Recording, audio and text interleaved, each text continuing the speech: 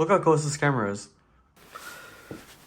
I was at home right now and just feeling a bit of existential dread about AI and everything that's going on right now in the world.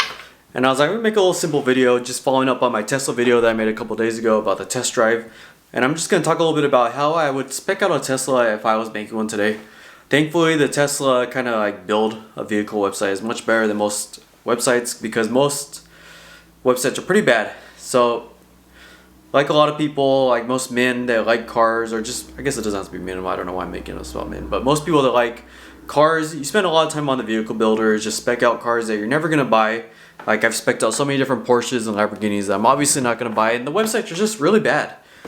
And thankfully the Tesla one is a lot better, but that might be in part just because there's just not very many options you can select when you're building a Tesla. It's like you have 5 choices. So here's how I would build a Model Y specifically for my use, and I think it's a pretty good all-around best Model Y configuration. So I'll go through that right now and we'll see what I think is the best Tesla Model Y configuration. I'll talk about that and why I chose the specific options I chose.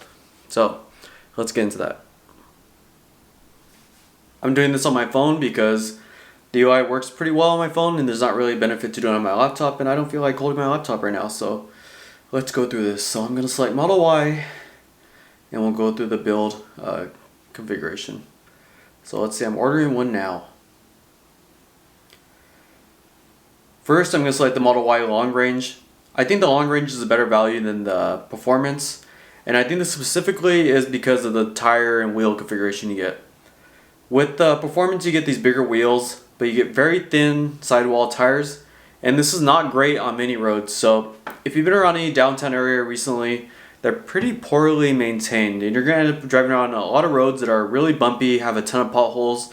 And recently I just drove back from LA to Seattle, and the I-5 was torn up. There was huge potholes on the I-5, and this is mostly due to the huge storms they've had in California. But if you're driving with a car that has such kind of tiny sidewalls, you're going to run into a lot of issues with the tires popping, rough ride quality, and things like that. So you kind of want a car that has a little bit wider sidewall, just to give a better ride and have a little bit more durability. So that's primarily why I'm going with the Model Y long range, just because why would I buy performance and I'm just going to end up trading out the wheels with something that has a little bit more sidewall on it. So I think I'm going to go with the long range here. Moving on, I know it's my bedtime, but I'm not going to bed right now. I would upgrade, I think, to the blue. I kind of like the gray as well, but it's a little... I've had so many kind of like gunmetal gray cars that I want something a little bit different. I kind of would go with the red, but I'm not going to pay an extra $1,000 for the red. I'm not sure why the red is something special or it's $1,000 more than every other color.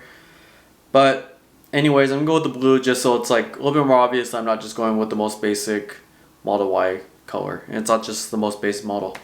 So I'm going to go with blue there. The wheels, like I said, I'm going to go with the 19-inch just because I want as much sidewall as I can get.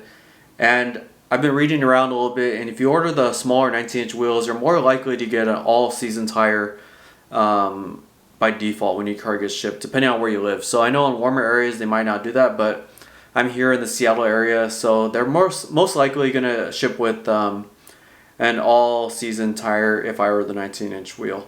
And if I have to order tires after, it's going to be a little bit cheaper to spec out all-season tires for this this wheel size.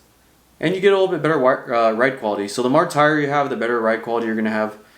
And yeah, so this is kind of ugly and it has that weird hubcap, but if I'm going for practicality, this is the one I'm going to go with because it's going to be the cheapest, it's going to be the most practical, it's going to have the best ride quality, it's going to be the most comfortable for me as a driver, and it might not look the best from the outside, but I don't hover outside my car when I'm driving down the street.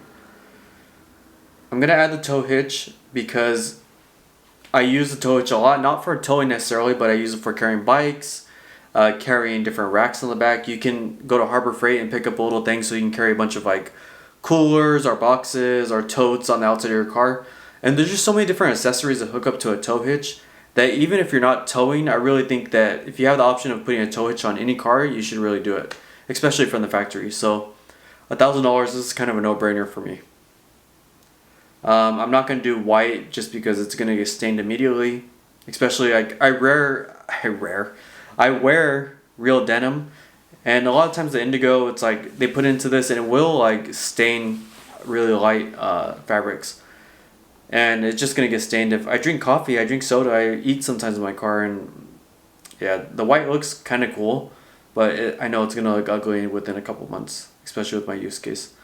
The 7 seats is kind of ridiculous unless you're putting 2 kids in the back.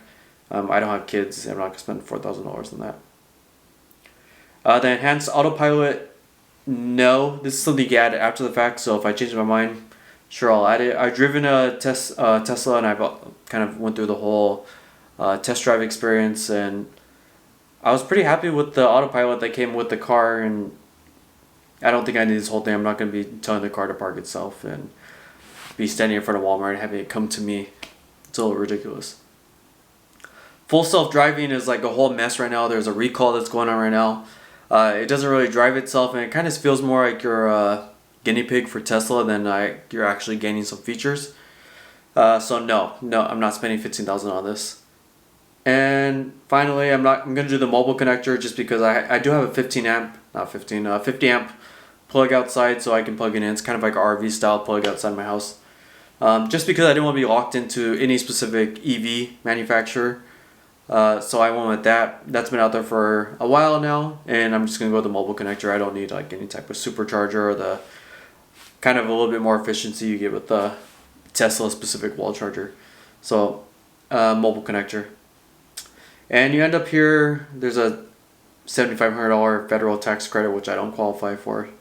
So that's not relevant to me, but here you get more range. You get a pretty close performance spec. The 0 to 60 is a bit slower. I'm not going to be driving 135 miles per hour, so I don't really care about too much the top speed. But I do care about the 0 to 60 because that's kind of fun when you're getting onto the on-ramps. So there's a pretty big difference. The thing is, with the Model Y long range, if you spend $2,000, you can pay extra through the UI to get the acceleration improvement. I don't know what they call it, the performance upgrade. And that's $2,000. So if I really decide I really want the extra 0.5 seconds, I can get down to about 4 seconds and be within about 0.5 seconds of the performance. And I think that should satisfy me. So I'm going to do that, stick with the long range. Maybe if down the road, if I feel like I need a little bit more performance, I'll pay through the UI to get the performance upgrade.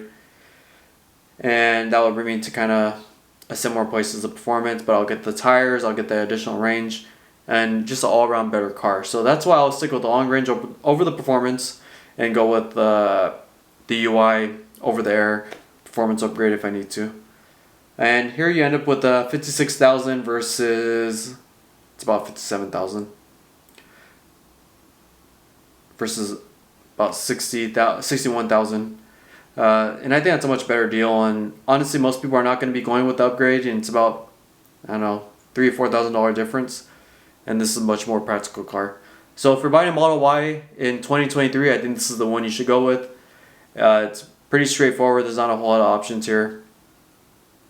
Long range, blue paint. I mean, paint's a subjective thing, but 19-inch wheels, tow hitch, just because there's so many options and accessories you can use when you have a tow hitch on your car, and the black interior. There's very few people I think that should purchase the blue, or not the blue, the white. But yeah, that's it. I just needed a little break tonight just to get my mind off all the AI stuff going on. I'm a software engineer and my job might be at jeopardy. All of our jobs might be in jeopardy. So let's just price out cars. Maybe I'll price out a Lamborghini after this and just have a little bit of fun imagining what could be possible. So hope everybody's doing well. Hope I see you out there, and that's it.